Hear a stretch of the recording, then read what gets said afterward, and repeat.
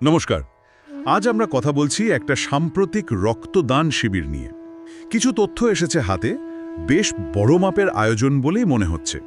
তবে এর মধ্যে কিছু ভাবার মতো জিনিসও আছে।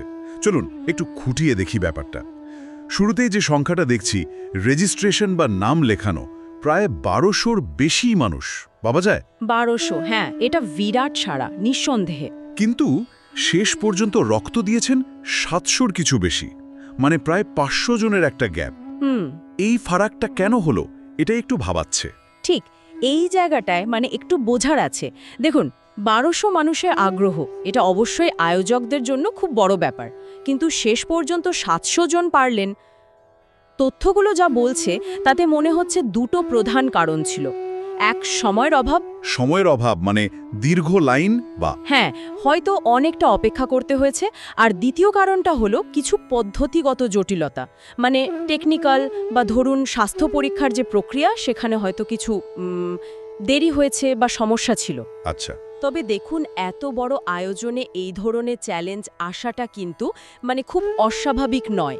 তা ঠিক, কিন্তু এত বড় একটা ব্যাপার সামলানোর পিছনে মূল কারিগর কে ছিলেন? তথ্য থেকে একজনের নাম বিশেষভাবে উঠে আসছে, শুভঙ্কর সিংহ, যিশু। হ্যাঁ, নামটা উল্লেখ করা হয়েছে। বলা হচ্ছে পুরো পরিকল্পনা, অনেকটা দায়িত্ব উনি একরকম নীরবে সামলেছেন। কেউ কেউ তো বলছেন আসল ম্যান বিহাইন্ড তিনি। হ্যাঁ, সূত্র অনুযায়ী ওনার একটা বিশেষ ভূমিকা ছিল পরিকল্পনা বা প্রাথমিক দিকটা সামলানোর ক্ষেত্রে, এটা ঠিক। কিন্তু এটাও তো ঠিক যে এত বড় কাজ একা কারো পক্ষে করা সম্ভব না। এখানেই দেখুন ওই সমষ্টিগত উদ্যোগের ছবিটা আসছে। ঠিক, শুধু একজন নন, না, বিভিন্ন স্তরের নেতৃত্ব। তারপর ধরুন দলের অসংখ্য ভলেন্টিয়ার বা স্বেচ্ছাসেবক, প্রশাসনিক আধিকারিকরা, আরও অনেকে, সবাই মিলে কাজটা করেছেন। সূত্রগুলো বলছে এদের মধ্যে বোঝাপড়াটা বেশ ভালো ছিল। সমন্বয়টা ছিল বলেই হয়তো এত ভিড়, এত চ্যালেঞ্জ সামলেও শিবিরটা শেষ পর্যন্ত ঠিকঠাক চলেছে। তাহলে 1200-র লক্ষ্য পূরণ না হলেও এই 700-র বেশি মানুষের রক্তদানকেই কি আমরা চূড়ান্ত সফলতা বলবো? সূত্রগুলো কিন্তু এই আয়োজনকে যথেষ্ট প্রশংসা করছে, এমনকি বলছে এটা নাকি অনুকরণীয়। দেখুন, সাফল্যের মাপাকাঠিটা এখানে একটু অন্যরকম। 1200 হলে তো খুবই ভালো হতো, কিন্তু হয়নি।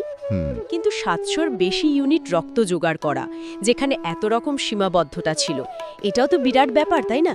এই রক্ত কত মানুষের জীবন বাঁচাবে। আর তাছাড়া এতগুলো মানুষকে একসাথে করা, তাদের চেকআপ, পুরো প্রক্রিয়াটা চালানো, এটাও একটা সাংগঠনিক দিক থেকে দেখলে সাফল্যই। সূত্রগুলো সম্ভবত এই দিকটাকেই হাইলাইট করছে। আচ্ছা, কালেকটিভ এফর্টটায় যেভাবে বাধাগুলো পেরিয়েছে সেটাই আসল সাফল্য। হ্যাঁ, অনেকটা তাই, সমষ্টিগত প্রচেষ্টা। তাহলে মূল ছবিটা দাঁড়াচ্ছে যে একদিকে ছিল একটা বিরাট ইচ্ছে বা আকাঙ্ক্ষা, হ্যাঁ, 1200 জনের আগ্রহ, আর অন্যদিকে ছিল বেশ কিছু বাস্তব চ্যালেঞ্জ, সময়ের অভাব, পদ্ধতিগত সমস্যা। ঠিক। আর এই দুটোর মধ্যে দিয়েই একটা জরুরি সামাজিক কাজ কিন্তু হয়েছে। আর এর কৃতিত্বটা কোনো একজনের নয়, বরং অনেকের মিলিত প্রচেষ্টা।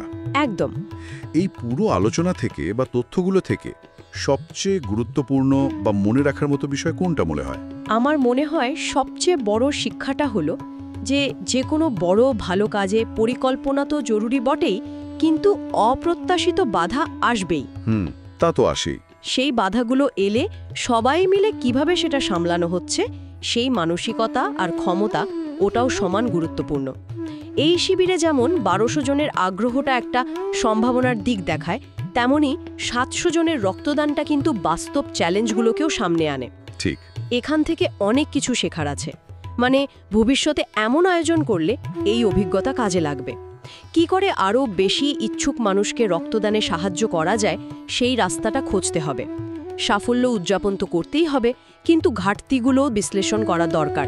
একদম ঠিক বলেছেন। আর এই বিরাট কর্মযজ্ঞে যারা ছিলেন, সেই মূল উদ্যোক্তা থেকে শুরু করে একদম সাধারণ স্বেচ্ছাসেবক, নেতা, প্রশাসনিক কর্মী আর অবশ্যই রক্তদাতারা, সূত্র মারফত তাদের প্রত্যেককে আন্তরিক ধন্যবাদ আর শুভেচ্ছা জানানো হয়েছে। আর এই পুরো ঘটনাটা আমাদের আরেকটা জিনিস ভাবতে শেখায়, যে কোনো বড় সামাজিক লক্ষ্য পূরণের পথে এরকম অপ্রত্যাশিত বাধা তো আসবেই। হ্যাঁ, আসল পরীক্ষাটা হয়তো শুধু প্ল্যানিংয়ের নয়, বরং বাধা এলে পুরো টিম একসাথে কতটা ভালোভাবে সেটা ফেস করছে তার ওপর। এই যে একসাথে সহ্য করা, সমস্যা সমাধান করা, এটাই হয়তো আসল শক্তি, কি বলেন? একদম। সম্মিলিত সহনশীলতা আর সমস্যা সমাধানের ক্ষমতা খুব গুরুত্বপূর্ণ একটা দিক।